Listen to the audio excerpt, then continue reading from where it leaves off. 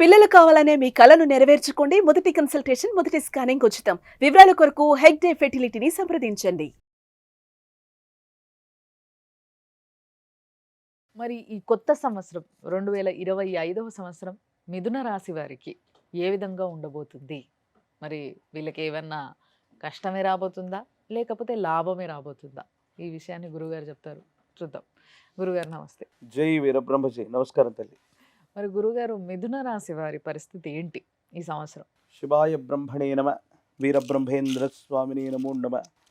మాతా గోవిందమాంబా సమేత వీరబ్రహ్మేంద్ర స్వామినే నమ. భద్రకాళీ సమేత వీరభద్రేశ్వర రక్ష రక్ష. వచ్చినటువంటి ఫలితం చంద్రుడికి సంబంధించిన ఫలితం. మ్మ్. ప్రత్యేకించి మిథున రాశి జాతకులు ఇప్పటి వరకు కూడా దేవగురువు అయినటువంటి బృహస్పతి బలం లేక వ్యయస్థానంలో ఇబ్బంది పడుతున్నారు. మీరు ప్రారంభించినటువంటి వ్యాపార సంస్థలు అవ్వచ్చు, చేస్తున్న వృత్తి ఉద్యోగ సంబంధమైనటువంటి అంశాలు అవ్వచ్చు, తీక్షణమైనటువంటి సమస్యలు ప్రతిబంధకాల్లో మిథున రాశి జాతకులు గతించిన 1 సంవత్సరం రోజులకు అటు ఇటుగా ఇబ్బందులు పడుతూ ఉంటారు. మీ సమస్యలన్నీ పటాపంచలు కాబోతున్నాయి. బృహస్పతి యొక్క బలం వల్ల మానసికమైనటువంటి ఆనందాన్ని మీరు పొందబోతున్నారు. వచ్చినటువంటి ఫలితాన్ని బట్టి చూస్తే మానసికంగా దృఢంగా ఉండడంతో పాటు ఆర్థికపరమైన అంశాలు, ఆరోగ్యపరమైనటువంటి అంశాల పట్ల మీరు దృష్టిని కనుక కేంద్రీకరించి ముందుకు వెళితే చాలా అనుకూలవంతమైన స్థితిగతులు ఏర్పడతాయి.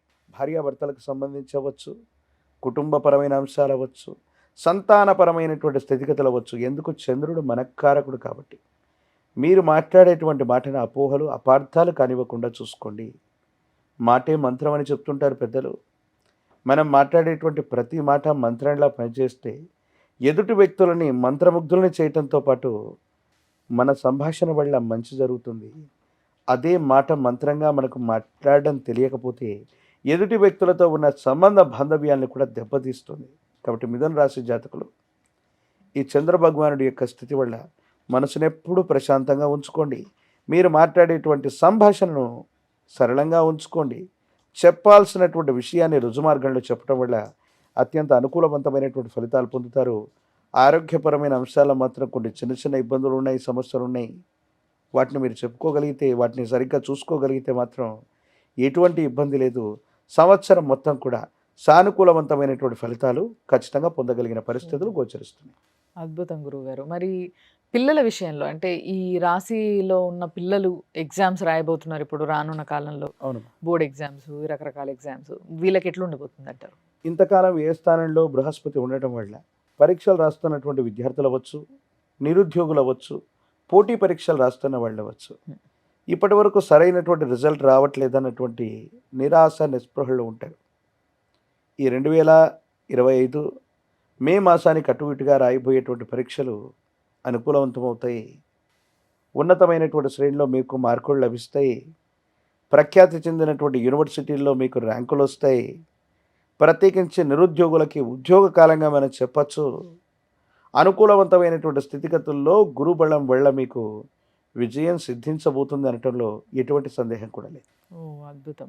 మరి వ్యాపారవేత్తల పరిస్థితి ఏంటంటారు? వ్యాపార రంగానికి సంబంధించింది కూడా అంటే దేవగురువు అయినటువంటి బృహస్పతి ఎప్పుడైతే బలంగా ఉంటాడో దాన్నే ముహూర్తం అని అంటారు. అవును. ఇది 9 గ్రహాలకు సంబంధించింది కాదు. బృహస్పతి బలంగా ఉంటే అన్నీ బలంగా ఉన్నట్టే. ఉమ్. సంవత్సరం రోజుల పాటు మీ యొక్క జన్మరాశిలోనే బృహస్పతి యొక్క సంచారం జరగబోతుంది. మే ఓ. మాసం నుండి మీరు చేసే వృత్తి వ్యాపారంలో ఇప్పటి వరకు ఏవో నష్టాలు వచ్చి ఉంటాయి. కొత్త బిజినెస్లు, పాత బిజినెస్లు, మార్పులు చేర్పులు చేద్దామా, ఎందుకు కలిసి రావట్లేదు, ఒకప్పుడు చాలా విశేషవంతంగా ధనాన్ని సముపార్జించినటువంటి ప్రయత్నాలు కూడా ఇప్పుడు బెడిసి కొట్టాయనో, ఇబ్బందులు పడుతున్నాయనో మీరు ఆలోచిస్తూ ఉన్నారు. వీటన్నిటిని నుండి కూడా సానుకూలవంతమైనటువంటి పరిస్థితులు వస్తాయి.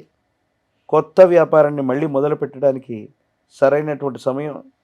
ఉన్న వ్యాపారాన్ని వృద్ధి చేసుకోవడంతో పాటు మీరు చేసే మార్పులు చేర్పులు అత్యంత అనుకూలవంతమైనటువంటి పరిస్థితులకు కారణమవుతాయి.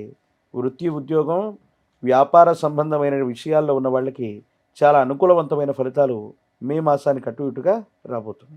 ఓ మరి రాజకీయ నాయకుల్లో కూడా మిథున రాశి వారు ఉన్నారు, పెద్ద పెద్ద వారే ఉన్నారు.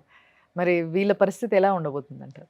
ఒక ముఖ్యమంత్రి వర్యులు ఇదే మిథున రాశికి సంబంధించిన వారు గురుబలం లేకపోవటం వల్ల వాళ్ళ పార్టీ అధికారాన్ని కోల్పోయింది ఉభయ తెలుగు రాష్ట్రాల్లో ఒక రాష్ట్రం. అవును. చాలామంది మిథున రాశి జాతకులు రాజకీయ ప్రముఖులందరూ కూడా గత ఎన్నికల్లో ఓడిపోయిన దాఖలాలు కూడా ఉన్నాయి. హ్మ్. ప్రధానమైనటువంటి కారణం ఏంటంటే గురుబలం లేకపోవటం. హ్మ్. 12 సంవత్సరాల తర్వాత మళ్ళీ మీ జాతకంలోకి గురుబలం రాబోతోంది. హ్మ్.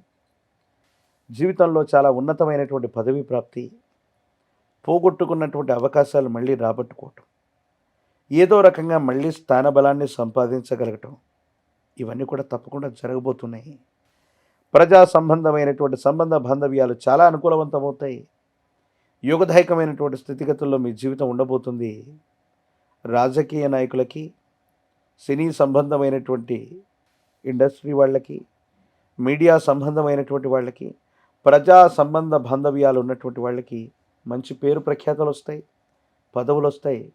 12 సంవత్సరాల తర్వాత దేవగురువు అయినటువంటి బృహస్పతి మీ యొక్క జన్మరాశిలోకి వస్తున్నటువంటి సందర్భాన్ని సరిగ్గా అవకాశాలను వినియోగించుకోగలిగితే చాలా ఉన్నతమైనటువంటి స్థితిగతుల్లోకి మీరు వెళ్ళిపోతారనటంలో ఎటువంటి సందేహం కూడా లేదు. అద్భుతం గురుగారు. అంటే కరెక్ట్గా ఉపయోగించుకోగలిగితే ఈ సమయాన్ని మిరాకిల్స్ చూస్తారు మీరు అనే విషయాన్ని చాలా స్పష్టంగా క్లియర్గా చెప్పారు. కానీ హార్డ్ వర్క్ అనేది తప్పనిసరి కాబట్టి కరెక్ట్గా వాడుకోండి ఈ సమయాన్ని. మరి ఏదైతే కొంతమందికి హెల్త్ ఇష్యూస్ ఉంటాయి, హెల్త్ ఇష్యూస్లో అయితే కొంచెం జాగ్రత్తలు పాటించాల్సిందే అన్నారు మీరు. అవునమ్మా. మరి వీళ్ళు బయట నుంచి హెల్త్ని కాపాడుకోవడంతో పాటు ఎలాంటి పరిహారం చేసుకుంటే బాగుంటుందంటారు? ఈ సంవత్సరం వచ్చినటువంటి ఈ ఫలితాలు మరింత అనుకూలవంతంగా మార్చుకోవడానికి, సానుకూలవంతమైనటువంటి స్థితిగతులు పొందడానికి వచ్చినటువంటి ఫలితం చంద్ర భగవానుడికి సంబంధించింది. చంద్రుడు మనఃకారకుడు. ప్రత్యేకించి కంటికి సంబంధించినటువంటి ఆరోగ్య సమస్యలు ఉన్నవాళ్ళు అవ్వచ్చు, మానసికంగా వికలాంగత్వం పొందిన వాళ్ళు అవ్వచ్చు, అనాథలు అభాగ్యులు అవ్వచ్చు. అటువంటి శరణాలయాలకు వెళ్ళి వాళ్ళకి ఆహారాన్ని అందజేసిన, బట్టలని అందజేసిన, అంటే మానవ సేవే మాధవ సేవగా మనం చెప్తూ ఉంటాం. దేవగురువు బృహస్పతి మనం చేసేటువంటి సేవలు ఏవైతే ఉన్నాయో ఇటువంటి మనుషులకి, కంఫర్ట్స్ లేని వాళ్ళకి, అంటే కూడు గూడు గుడ్డ ఇలాంటి పరిస్థితుల్లో తీవ్రమైనటువంటి ఇబ్బందులు పడుతున్న వాళ్ళకి మీ చేతనైనటువంటి సహాయాన్ని చేయండి. అనుకూలవంతమైనటువంటి పరిస్థితులు వస్తాయి. అలాగే గురువారం పూట నియమనిష్టలతో కూడిన జీవన విధానంతో ఉంటూ పసుపు పచ్చని వస్త్రాన్ని ధరించడంతో పాటు శనగలు లేదా శనగపిండితో తయారు చేసిన తీయని పదార్థాన్ని గురు సంబంధమైన ఆలయంలో నివేదనగా ఇవ్వండి.